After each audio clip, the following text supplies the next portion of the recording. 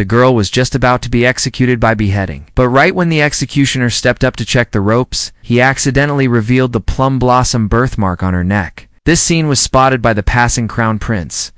Just as the giant 40-meter blade was about to fall, he threw a dagger to block it mid-air. The empress, who had come to oversee the execution herself, was furious. She stormed up and slapped the crown prince across the face, then yelled at him to explain his actions, but the crown prince calmly asked her, had she forgotten what she once said years ago? It turns out the empress had made a vow. If anyone bore a plum blossom birthmark on their shoulder, that person must be her child. To prevent the empress from killing her own daughter by mistake, the crown prince suggested they check the girl's shoulder. If she had the birthmark, then she was the missing princess. 15 years ago, the empress was hunted after the prime minister rebelled. In desperation, she entrusted her 3-year-old daughter to the head eunuch and ordered him to flee the palace with her. Before parting, she gave the girl a golden hairpin, saying they would one day reunite using it. But after escaping the palace, the eunuch collapsed from his injuries outside a farmer's home. That's how the girl ended up being raised by a humble farming family. 15 years passed. The girl had grown up. One day, she was carrying a bucket of fertilizer to the fields,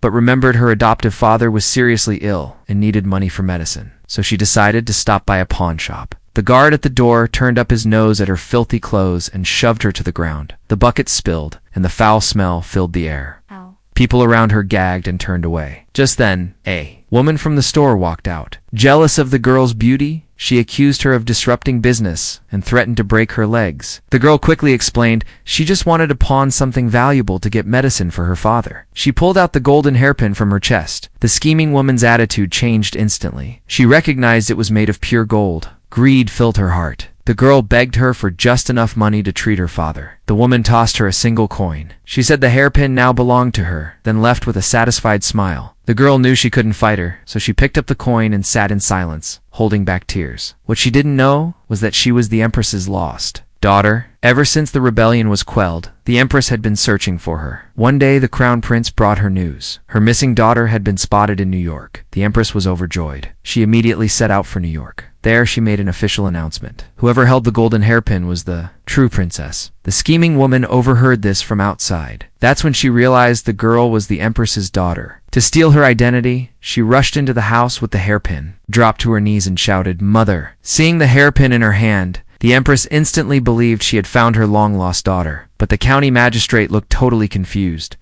He had no idea how his daughter suddenly became royalty. Yet the empress was too happy to question it. Only the crown prince sensed something was off. He questioned the magistrate coldly. "Why didn't you report the hairpin?" The scheming woman jumped in to protect her fake father.